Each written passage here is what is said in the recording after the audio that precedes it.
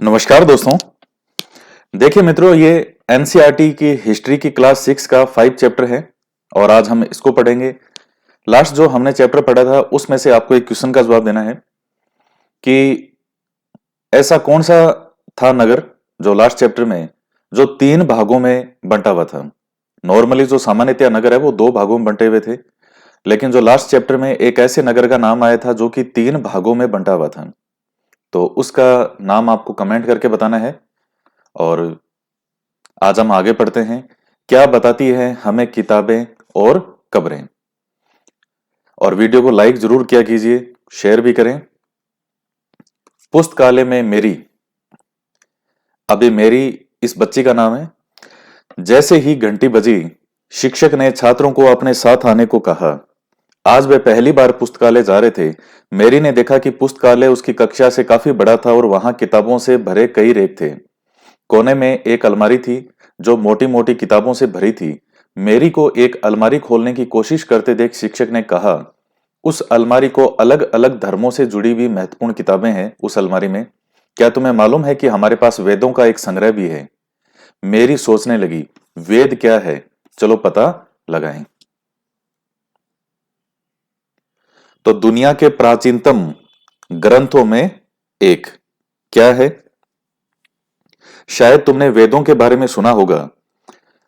वेद 4 हैं, ऋग्वेद, सामवेद, यजुर्वेद और अथर्ववेद। सबसे पुराना वेद है ऋग्वेद, जिसकी रचना लगभग 3500 साल पहले हुई। ऋग्वेद में 1000 से ज्यादा प्रार्थनाएं हैं जिन्हें सूक्त कहा जाता है। सूक्त का मतलब है अच्छी तरह से बोला गया। ये विभिन्न देवी देवताओं की स्तुति में रचे गए हैं। स्तुति मतलब आराधना। इनमें से 3 देवता बहुत महत्वपूर्ण है, अग्नि, इंद्र और सोम। अग्नि आग के देवता, इंद्र युद्ध के देवता और सोम एक पौधा है जिससे एक खास पेय बनाया जाता था। तो सोम को, जिसको आप सोमरस कहते हो, तो वो इस सोम नामक पौधे से बनाया जाता था। तो अग्नि, इंद्र और सोम। वैदिक प्रार्थनाओं की रचना ऋषियों ने की थी। आचार्य विद्यार्थियों को इन्हें अक्षरों, शब्दों और वाक्यों में बांटकर सस्वर पाठ द्वारा कंठस्थ करवाते थे। अधिकांश सूक्तों के रचयिता सीखने और सिखाने वाले पुरुष थे।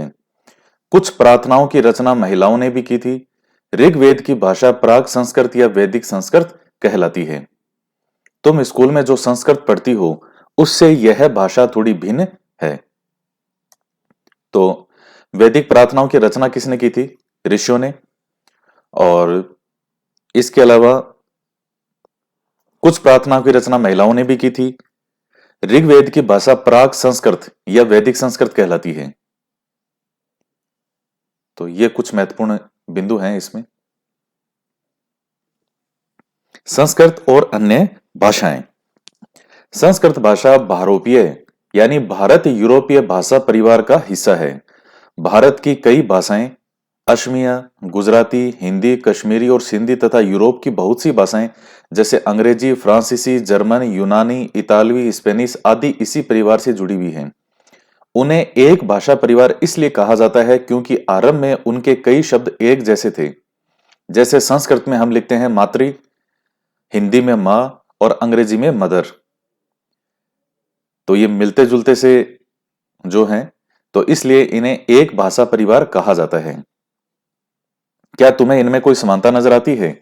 उपमहाद्वीप में दूसरे भाषा परिवारों की भी भाषाएं बोली जाती है। उदाहरण के लिए पूर्वोत्तर प्रदेशों में तिब्बत बर्मा परिवार की भाषाएं बोली जाती है और तमिल, तेलुगु, कन्नड़ और मलयालम द्रविड़ भाषा परिवार की भाषाएं हैं। जबकि झारखंड और मध्य भारत के कई हिस्सों में बोली जाने वाली भाषाएं ऑस्ट्रो एशियाटिक परिवार से जुड़ी है। अब इस पैराग्राफ में से कितने शानदार प्रश्न आपके बनते हैं। संस्कृत भाषा जो है वो तो भाषा परिवार का हिस्सा है, यानी भारोपीय यानी भारत यूरोपीय। तो भारत की कई भाषाएं और यूरोप की बहुत सी भाषाएं, तो ये इसी परिवार से जुड़ी हुई है, इसलिए इनको एक भाषा परिवार कहा जाता है। क्योंकि जो इनके आरंभ में उनके कई शब्द एक जैसे थे, जैसे ये उदाहरण दिया इसने, तो ये है भारोपीय भाषा परिवार। तो इस भारोपीय भाषा परिवार जो है इसका हिस्सा है संस्कृत भाषा। और जो भारतीय उपमहाद्वीप है, यहां दूसरे भाषा परिवारों की भी भाषाएं बोली जाती है। जैसे जो पूर्वोत्तर प्रदेश हैं, तो वहां तिब्बत बर्मा परिवार की भाषाएं बोली जाती हैं। और तमिल, तेलुगु, कन्नड़, मलयालम, तो ये द्रविड़ भाषा परिवार की भाषाएं हैं। अब ये भाषाएं हैं कहाँ कहाँ की? जैसे तमिल है, तो ये तो है तमिलनाडु की। तेलुगु कहाँ की है? आंध्र प्रदेश। कन्नड़ कर्नाटक की। मलयालम केरल की। तो वो जो दक्षिण भारत के जो महत्वपूर्ण इतने बड़े बड़े जो ये स्टेट हैं, एक छोटा है केरल, बाकी बड़े बड़े स्टेट हैं ये, तो आप समझ लीजिए एक तरह से दक्षिण भारत, तो वो द्रविड़ भाषा परिवार की भाषाएं हैं। और जबकि फिर झारखंड और मध्य भारत वाला जो भाग है वो, तो यहाँ कई भाषाएं जो है वो बोली जाने वाली भाषाएं ऑस्ट्रो एशियाटिक परिवार, तो ये इससे जुड़ी हुई है।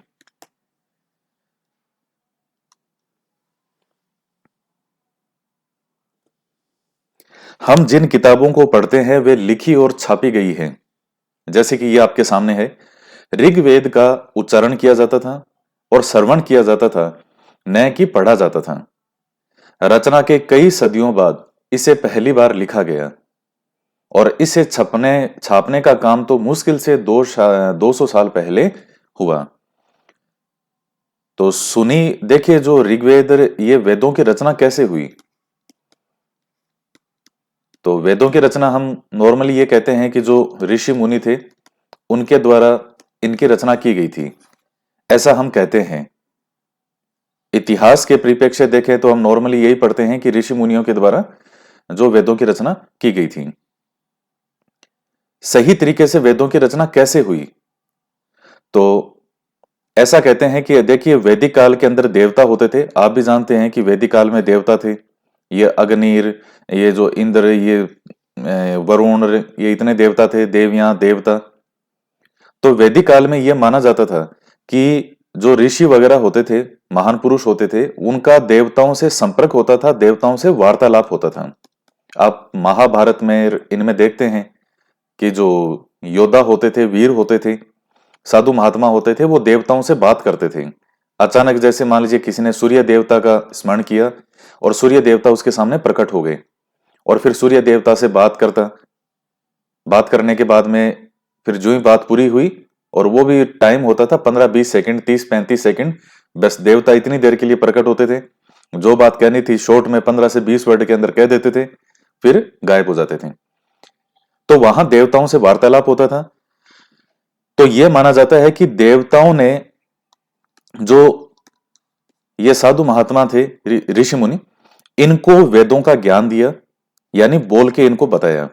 ऋषि मुनियों ने अपने कानों से उस ज्ञान को सुना और सुन करके इस ज्ञान को उन्होंने लिपिबद्ध कर दिया, यानी उसको लिखा।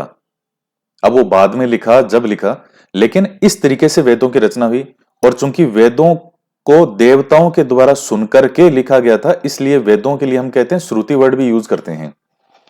यह प्रश्न पूछा भी जाता है कि श्रुति किसे कहा गया है, तो वो वेदों को ही कहते हैं। तो श्रुति का मतलब होता है सुनना। तो वेदों को श्रुति क्यों कहा गया है? क्योंकि जो देवता थे वो ये वेदों का ज्ञान उन्होंने बोल के दिया, ऋषियों ने सुना और सुन करके उसको लिखा।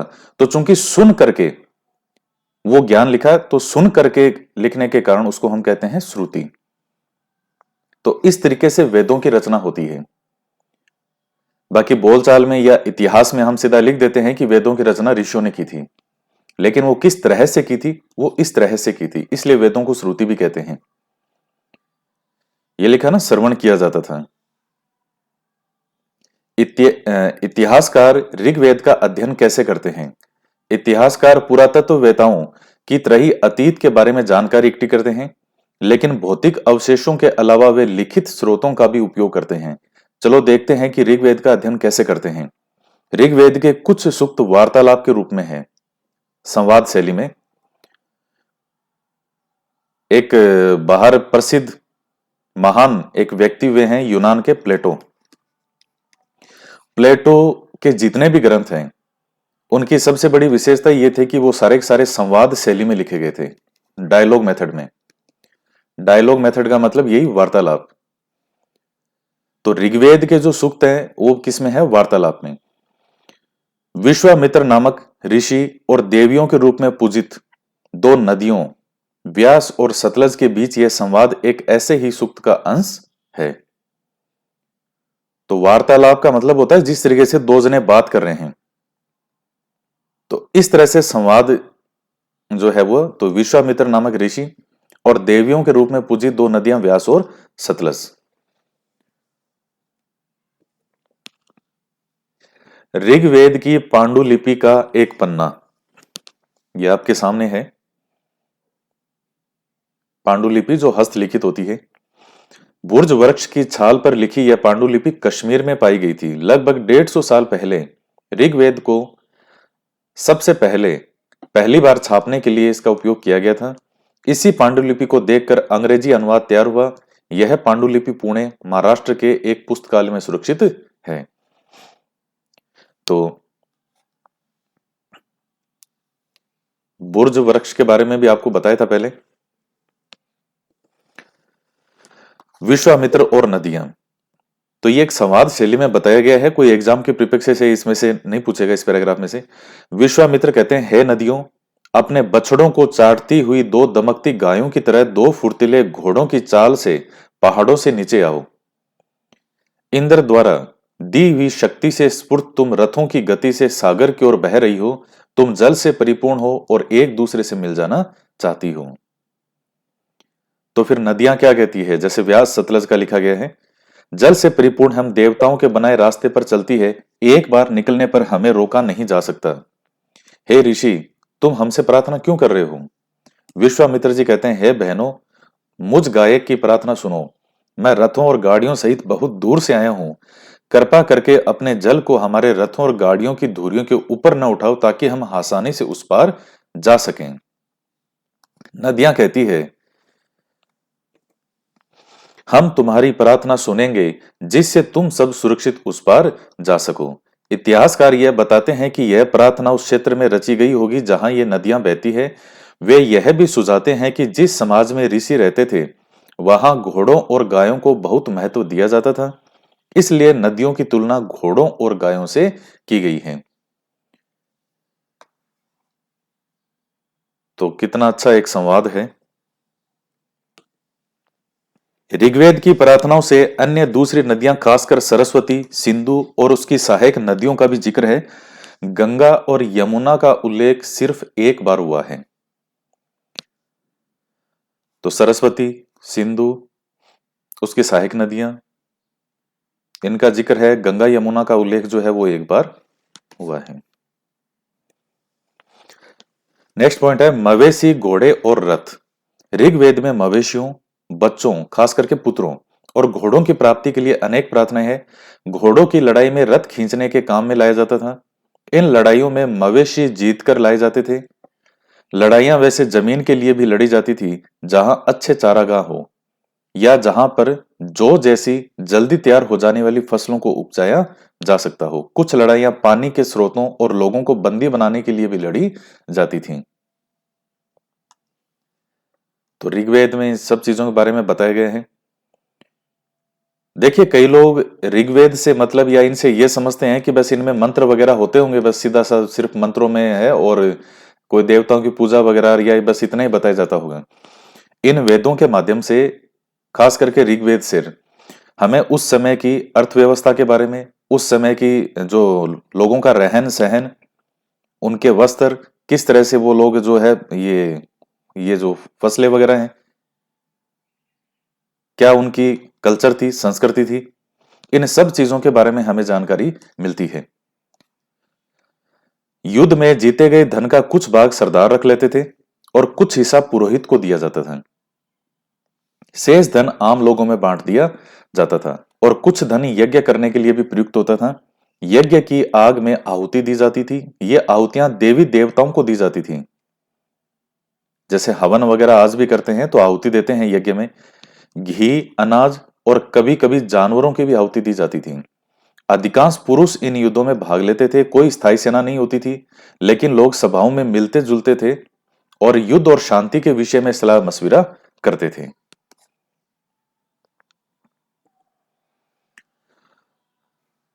वहां ये ऐसे लोगों को अपना सरदार चुनते थे जो बहादुर और कुशल योद्धा हों। लोगों की विशेषता बताने वाले शब्द। लोगों का वर्गीकरण काम, भाषा, परिवार या समुदाय, निवास स्थान या सांस्कृतिक परंपरा के आधार पर किया जाता रहा है। ऋग्वेद में लोगों की विशेषता बताने वाले कुछ शब्दों को देखो। ऐसे दो समूह हैं जिनका वर्गीकरण काम के आधार पर किया गया है। पुरोहित, जिन्हें कभी कभी ब्राह्मण कहा जाता था, तरह तरह के यज्ञ और अनुष्ठान करते थे। दूसरे लोग थे राजा। ये राजा वैसे नहीं थे जिनके बारे में तुम बाद में पढ़ोगी। ये न तो बड़ी राजधानियों और महलों में रहते थे और न ही इनके पास सेना थी और न ही ये कर वसूलते थे। प्राय राजा की मृत्यु के बाद उसका बेटा अपने आप ही शासक नहीं बन जाता था।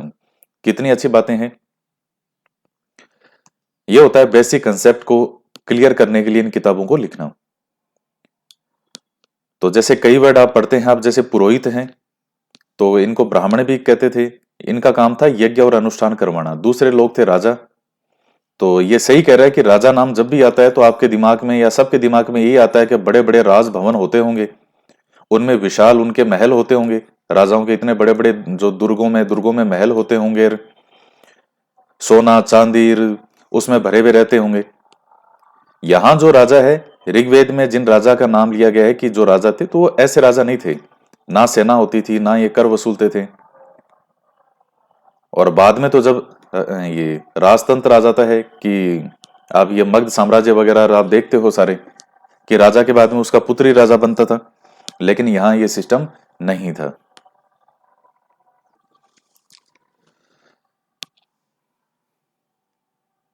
जनता या पूरे समुदाय के लिए दो शब्दों का इस्तेमाल होता था। एक था जन, जिसका प्रयोग हिंदी और अन्य भाषाओं में आज भी होता है। दूसरा था विश, जिससे वैश्य शब्द निकला है। इस विषय पर तुम अध्याय 6 में विस्तार से पढ़ोगी। ये नेक्स्ट जो चैप्टर है उसके बारे में बता रहे हैं। तो आम जनता के लिए जन शब्द का प्रयोग होता था और विश से वैश्य, वैश्य के लिए जो यानी जो व्यापारी होते थे।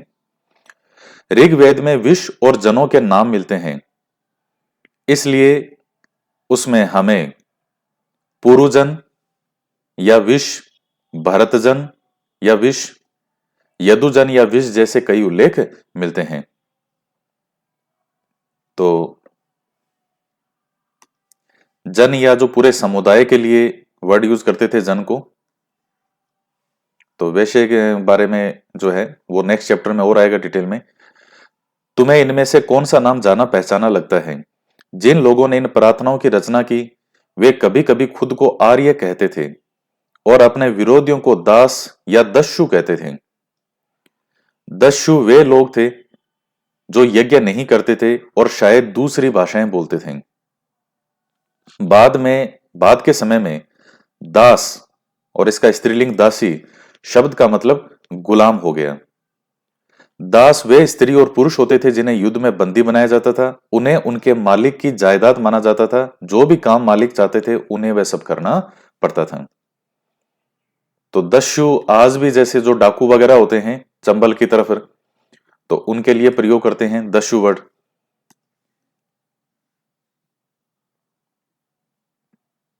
तो दास या दस्यु कहते थे ये अपने जो विरोधियों को, आर्य जो है, क्योंकि आर्य यज्ञ को बहुत महत्वपूर्ण मानते थे। वैदिक काल का मतलब ही एक तरह से आर्य ही है। आर्य का शाब्दिक अर्थ वैसे होता है श्रेष्ठ।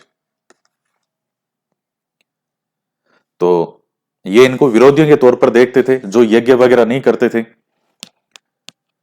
और बाद में फिर धीरे धीरे दास वर्ड जो है वो गुलाम के लिए प्रयोग होने लग गया, युद्ध में जो बंदी बनाते थे। जिस युग में उपमहाद्वीप के उत्तर पश्चिम में ऋग्वेद की रचना हो रही थी, उसी समय दूसरी जगहों पर एक अलग तरह का विकास हो रहा था। देखो वहां क्या हो रहा था। खामोश प्रहरी कहानी महापाषाणों की। अगले पृष्ठ के चित्रों को देखो, अभी देखेंगे। ये शिलाखंड महापाषाण महा माने बड़ा और पाषाण माने पत्थर नाम से जाने जाते थे। ये पत्थर दफन करने की जगह पर लोगों द्वारा बड़े करीने से लगाए गए थे। महापाषाण कब्रें बनाने की प्रथा लगभग 3000 साल पहले शुरू हुई। यह प्रथा दक्कन, दक्षिण भारत, उत्तर पूर्वी भारत और कश्मीर में प्रचलित थी। कुछ महत्वपूर्ण महापाषाण पूरा स्थल मानचित्र 2 में है। कुछ महापाषाण जमीन के ऊपर ही दिख जाते थे और कुछ जमीन के भीतर होते थे। ये देखेगा, ये जो स्थान है यहां पर शव को दफनाते थे। ये जो बीच में स्थान बना हुआ है, ऊपर इस तरह के महापाषाण को ताबूत समाधान शिष्ट कहा जाता था। यहां दिखाए गए शिष्ट में एक पोर्ट होल बड़ा सुराख है जो शायद पत्थरों से बने हुए कमरे में जाने का रास्ता था। तो ये कई बार पुरातत्वविदों को गोलाकार सजाए हुए पत्थर मिलते हैं, ये जो जिस तरह से बाहर ये बने हुए हैं, और ये जो लिखा है पोर्ट होल बड़ा सुराख है, तो ये जो दिख रहा है इसमें, ये कई बार अकेला खड़ा हुआ पत्थर मिलता है। यही एकमात्र प्रमाण है जो जमीन के नीचे कब्रों को दर्शाते हैं। तो महापाषाणों के निर्माण के लिए लोगों को कई तरह के काम करने पड़ते थे। हमने जो कार्यों की सूची बनाई है उन्हें क्रमबद्ध करो, जैसे गड्ढे खोदना, शिलाखंडों को ढोकर लाना, बड़े पत्थरों को तराशना, मरे हुए को दफनाना। तो यहां जैसे इसमें मरे हुए को जो दफनाते थे, तो इसलिए इनको महापाषाण, ये जो कब्रें हैं, तो ये गड्ढा खोदा जाता था, इसमें मरे हुए को दफनाते थे, और ये इस तरह से ये कब्रें बनाते थे। बाहर जैसे ये पत्थर बना दिए बड़े बड़े गोलाकार।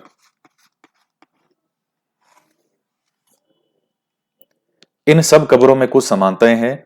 सामान्यतः मृतकों को खास किस्म की मिट्टी के बर्तनों के साथ दफनाया जाता था, जिन्हें काले लाल मिट्टी के बर्तनों, ब्लैक एंड रेड वेयर के नाम से जाना जाता है। उनके साथ ही मिले हैं लोहे के औजार और हथियार, घोड़ों के कंकाल और सामान तथा पत्थर और सोने के गहने। तो ये सब भी चीजें जो है ये भी साथ में मिले हैं। लोहे के औजार वगैरह हैं, हथियार हैं। अब लोहा देखिए, वैदिक काल के अंदर लोहे की खोज हो चुकी थी, क्योंकि मैंने आपको एक समय बता दिया, 1000 ईसा पूर्व के आसपास का एक समय माना जाता है लोहे की खोज का। तो वैदिक काल जो है वो 1500 ईसा पूर्व से लेकर के 600 ईसा पूर्व। तो लोहे के औजार और हथियार, घोड़ों के कंकाल भी मिले हैं, और सामान वगैरह, पत्थर और सोने के गहने। तो ये सब चीजें भी हमें कब्रों के साथ मिलती है। इनको महापाषाण, ये बड़ी बड़ी कब्रें होती थी।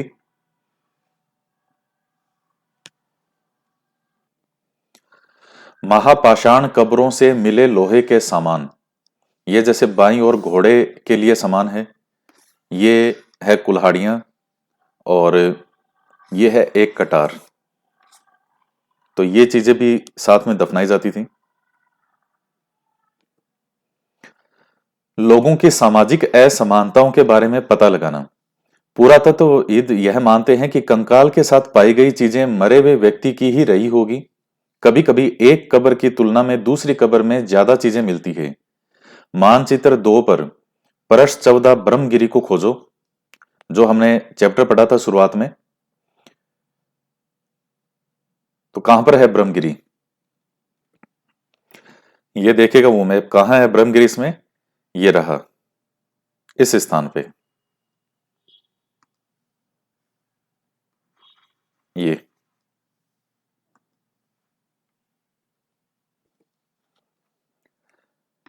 यहां एक व्यक्ति की कब्र में 33 सोने के मनके और शंख पाए गए हैं। दूसरे कंकालों के पास सिर्फ कुछ मिट्टी के बर्तन ही पाए गए हैं। यह दफनाए गए लोगों की सामाजिक स्थिति में भिन्नता को दर्शाता है। कुछ लोग अमीर थे तो कुछ लोग गरीब, कुछ लोग सरदार थे तो कुछ अनुयायी। अब जैसे आप ये राजस्थान की कल्चर वगैरह पढ़ते हैं, तो कि राजस्थान के राजाओं की जो ये बनी होती छतरियां, छतरियां बनती थी, या जिनको आप स्मारक कह लीजिए। तो वो क्या थे, वो लोग राजा थे। उनकी जब मृत्यु होती थी तो उनकी मृत्यु के बाद में जो है उनके उस स्थान पे संस्कार, दाह संस्कार के बाद में बड़ी बड़ी ये छतरियां बनाई जाती थी, सुंदर सुंदर छतरियां होती थी। अब आम व्यक्ति जो है वो उसकी मृत्यु के बाद में क्या कुछ बनाया जाएगा? कौन बनाएगा? क्योंकि उसके पास वैसे ही नहीं होते थे इतने कि वो उसके बाद में बनाए जा सकें। तो उस चीज से हम अंदाजा लगा सकते हैं कि उस समय भी अलग अलग ये होता था। जैसे उससे हम अंदाजा लगा सकते हैं कि किसी व्यक्ति की कब्र में अगर ये 33 सोने के मन के और शंख मिले हैं, इसका मतलब निश्चित रूप से कोई एक अमीर व्यक्ति रहा होगा वो। जहां सिर्फ कुछ मिट्टी के बर्तन पाए गए हैं तो हम विभेद देख सकते हैं उनमें। क्या कुछ कब्रगाहें खास परिवारों के लिए थी? कभी कभी महापाषाणों में एक से अधिक कंकाल मिले हैं। वे यह दर्शाते हैं कि शायद एक ही परिवार के लोगों को एक ही स्थान पर अलग अलग समय पर दफनाया गया था। बाद में मरने वाले लोगों को पोर्ट होल के रास्ते कब्रों में लाकर दफनाया जाता था। ऐसे स्थान पर गोलाकार लगाए गए पत्थर या चट्टान चिन्हों का काम करते थे, जहां लोग आवश्यकतानुसार शवों को दफनाने दोबारा आ सकते थे। तो ऊपर जो चित्र में वो एक होल सा बना हुआ था, जहां से वो पत्थरों के रास्ते अलग जाने के लिए जो बना हुआ था उसमें, तो उसी रास्ते से तो क्या कुछ कब्र गए खास परिवारों के लिए थी? तो थी उसमें, जैसे पर्टिकुलर कोई एक परिवार है तो उसको वहीं जाकर के दफनाया जाता था। तो बाद में मरने वाले लोगों को पोर्ट होल के रास्ते से कब्रों में लाकर दफनाते थे, क्योंकि वो जो कब्र का स्थान था, जैसे ये था चित्र इसमें, तो ये देखने में आपको लग सकता है कि कोई ज्यादा बड़ा नहीं है, कि ये तो कब्र छोटी सी है, लेकिन ये बहुत बड़ी बड़ी विशाल कब्रें हैं। इनमें कई शव दफनाए जा, जब घोड़े के कंकाल इनमें मिले हैं तो आप समझ सकते हैं कि घोड़ा कितना बड़ा विशालकाय होता है। जब घोड़े के कंकाल यहां मिले हैं कई कब्रों के साथ, तो मतलब आप समझ सकते हो कि कितना विशालकाय इनको बनाया जाता था।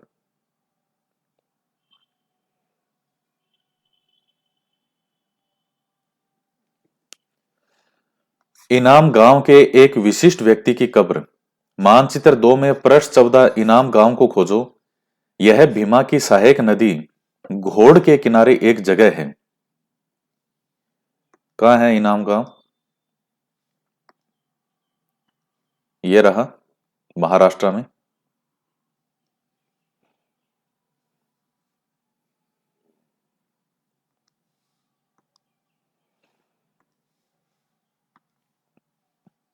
इनाम गांव को खोजो। यह भीमा की सहायक नदी घोड़ के किनारे एक जगह है। इस जगह पर 3600 से 2700 साल पहले लोग रहते थे। यहाँ वयस्क लोगों को प्राय गड्ढे में सीधा लेटाकर दफनाया जाता था। उनका सिर उत्तर की ओर होता था और कई बार उन्हें घर के अंदर ही दफनाया जाता था। ऐसे बर्तन जिनमें शायद खाना और पानी हो, दफनाए गए शव के पास ही रख दिए जाते थे। एक आदमी को 5 कमरों वाले मकान के आंगन में 4 पैरों वाले मिट्टी के एक बड़े संदूक में दफनाया गया था। तो इनाम गांव जो है वो भीमा की सहायक नदी घोड़ के किनारे एक जगह है। यहां वयस्क लोगों को प्राय गड्ढे में सीधा लेटाकर दफनाया जाता था, सिर उत्तर की ओर होता था। तो यहां जो है ये एक आदमी को 5 कमरों वाले मकान में के आंगन में 4 पैरों वाले मिट्टी के एक बड़े संदूक में दफनाया गया था। बस्ती के बीच में बसा यह घर गांव के सबसे बड़े घरों में से एक था। इस घर में एक अनाज का गोदाम भी था। शव के पैर मुड़े हुए थे। तो अब आप आइडिया लगा सकते हो इस चीज से। क्या तुम्हें लगता है कि यह किसी सरदार का शव था? बिल्कुल लगता है। गांव के बीच में एक इस तरह का बड़ा घर है। सबसे बड़े घर में से वो घर था, सबसे बड़ा घर। फिर उसमें घर के बीच में एक इतने बड़े संदूक के अंदर उसको दफन किया गया। और इस घर में एक अनाज का गोदाम भी था। तो इसका मतलब वो व्यक्ति उस जगह का क्या होगा? सरदार होगा। क्या बताते हैं हमें कंकालों के अध्ययन? छोटे आकार के आधार पर एक बच्चे के कंकाल को आसानी से पहचान सकते हैं, लेकिन एक बच्चे और बच्ची के कंकाल में कोई बड़ा फर्क नहीं होता। क्या हम यह पता लगा सकते हैं कि कंकाल किसी पुरुष का था या स्त्री का? कभी कभी लोग कंकाल के साथ मिले सामान के आधार पर इसका अंदाजा लगाते हैं। आज भी जैसे कहीं से कोई कंकाल अगर अगर निकलता है तो फिर उसको हॉस्पिटल में भेजा जाता है। वहां डॉक्टर पता करके बताते हैं कि ये किसी महिला का कंकाल होगा या फिर पुरुष का कंकाल होगा। तो वो आइडिया लगाए जाते हैं उसमें, जो कई वो होती है चीजें, उसके बेस पे आइडिया क्या, वो कई जो उनका सिस्टम होता है सारा, उसके आधार पर यह पता लगाने का प्रयास किया जाता है। उदाहरण के लिए यदि कंकाल के साथ गहने मिलते हैं तो कई बार उसे महिला का कंकाल मान लिया जाता है, लेकिन ऐसी समझ के साथ समस्याएं हैं। क्यों? क्योंकि पुरुष भी आभूषण पहनते थे, और पुरुष भी पहनते हैं आभूषण। तो ठीक है, महिलाएं जितने आभूषण नहीं पहनते, लेकिन पुरुष भी पहनते हैं।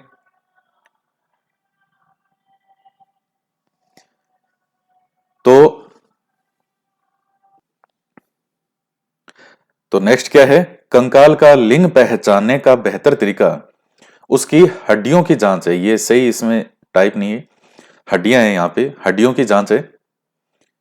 तो लिंग पहचानने का, लिंग से मतलब यहां महिला है या पुरुष है, मेल है या फीमेल है। तो चूंकि महिलाएं बच्चों को जन्म देती है, इसलिए उनका कूल्हा या कटी प्रदेश जो है वो पुरुषों से ज्यादा बड़ा होता है। तो इस जो है आधार पर यह बताया जा सकता है कि वो पुरुष है या महिला का कंकाल है। एक आइडिया लगाया जा सकता है। यह समझ कंकालों के आधुनिक अध्ययन पर आधारित है। आज से लगभग 2000 साल पहले चरक नाम के प्रसिद्ध वैद्य वे थे। उन्होंने चिकित्सा शास्त्र पर चरक संहिता नाम की किताब लिखी। वे कहते हैं कि मनुष्य के शरीर में 360 हड्डियां होती है। यह आधुनिक शरीर रचना विज्ञान की 206 हड्डियों से काफी ज्यादा है। संभवतः चरक ने अपनी गिनती में दांत, हड्डियों के जोड़ और कार्टिलेज को जोड़ करके यह संख्या बताई थी। तो इन तो दांत वांत भी जोड़ दिए थे सारे, तो 32 तो दांत ही हो गए।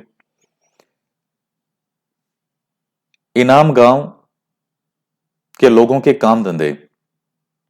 इनाम गांव में पुरातत्वविदों को गेहूं, जौ, चावल, दाल, बाजरा, मटर, तिल के बीज मिले हैं।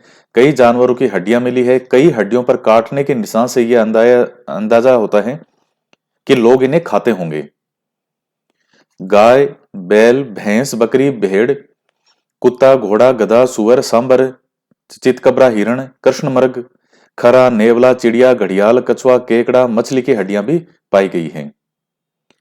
ऐसे साक्ष्य मिले हैं कि बेर, आंवला, जामुन, खजूर और कई तरह की रस भरियां एकत्रित की जाती थी। रस भरियों से मतलब जो इस तरह के फ्रूट होते हैं, जैसे बेर है, आंवला है, जामुन, खजूर, और ये बीज मिले हैं गेहूं के, जौ, चावल, दाल, बाजरा, मटर, तिल। जानवरों की हड्डियों में जैसे काटने के निशान मिले हैं हड्डियों पर, तो इसका मतलब लोग उस समय भी जो है मांसाहारी थे, खाते थे इनको। बाकी ये सब जानवरों की भी हड्डियां मिली है। गाय, बैल है। अब जब गाय की होगी तो बैल की भी होगी। ये वही बात होगी कि भैंस के साथ में लिख दे भैंस, फिर लिख दे भैंसा, बकरी, फिर लिख दे बकरा। तो जब गाय होगी तो वहां बैल भी होगा ही अपने आप ही, भैंस होगी तो भैंसा भी होगा, बकरी है, भेड़ है, कुत्ता है, घोड़ा है, गधा है, सुअर, सांबर, ये चितकबरा, हिरण, ये नेवला जैसे जो हैं, चिड़ियाएं, घड़ियाल, कछुआ, केकड़ा, मछली, कृष्णमृग, खरा, ये सब थे। एटलस में चीन को देखो। लगभग 3500 साल पहले हम यहाँ की लेखन कला के सबसे पुराने उदाहरण पाते हैं। यह जानवरों की हड्डियों पर लिखा गया था। इन्हें भविष्यवाणी करने वाली हड्डियां कहा जाता है, क्योंकि यह मान्यता है कि यह भविष्य बताती है। राजा लोग लिपिकारों से इन हड्डियों पर सवाल लिखवाते थे। क्या वे युद्ध जीतेंगे? क्या फसलें अच्छी होगी? क्या उन्हें पुत्र होंगे? फिर इन हड्डियों को आग में डाल दिया जाता था, जहां इनमें गर्मी से चटक कर दरारें पड़ जाती थी। भविष्यवक्ता इन दरारों को बड़े ध्यान से देखकर भविष्यवाणी करने की कोशिश करते थे। जैसा शायद तुम भी सोच रही होगी कि ये भविष्यवक्ता कभी कभी गलती भी करते थे। ये राजा शहरों में महल बनाकर रहते थे। उन्हें बेशुमार दौलत इकट्ठी कर ली थी, जिनमें बड़े बड़े नक्काशी किए हुए कांसे के बर्तन शामिल थे, लेकिन वे लोग लोहे का इस्तेमाल करना नहीं जानते थे। तो एटलस में चीन को देखो तो लगभग 3500 साल पहले हम यहाँ की लेखन कला के सबसे उदाहरण पाते हैं चीन में। तो जानवरों की हड्डियों पर लिखे हुए चीजें मिली है, ये आपके सामने है ये चित्र जो है। और इन पर क्या लिखवाते थे? ज्यादातर भविष्यवाणी लिखवाते थे। तो अब ऋग्वेद के राजा और इन राजाओं में कोई फर्क बताओ। तो फर्क देखिए, ये राजा शहरों में महल बनाकर रहते थे, जो चीन वाले हैं। बेशुमार दौलत इकट्ठी कर ली थी, लेकिन लोहे का इस्तेमाल करना नहीं जानते थे, जबकि ऋग्वेद के अंदर ये चीजें नहीं थी।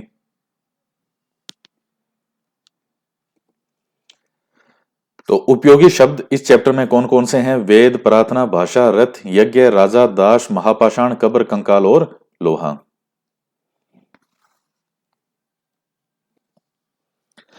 तो कुछ महत्वपूर्ण तिथियां। वेदों की रचना का प्रारंभ लगभग 3500 साल पहले। तो आज से 3500 हो ही गए, 2000 ये मान लो, 1500 वो वाले, तो लगभग 3500 साल पहले। महापाषाणों के निर्माण की शुरुआत लगभग 3000 साल पहले। इनाम गांव में कृषकों का निवास 3600 से 2700 साल पहले, और चरक लगभग 2000 वर्ष पहले।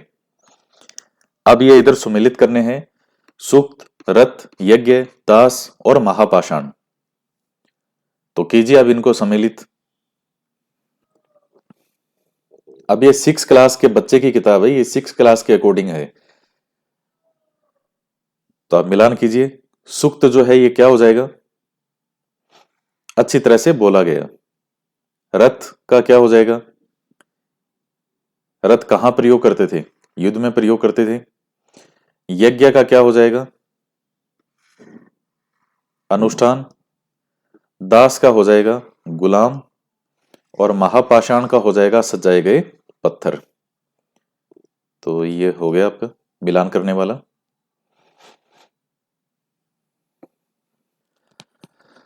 तो आज के वीडियो में इतना ही। तो मिलते हैं नेक्स्ट वीडियो में। जय हिंद, जय भारत।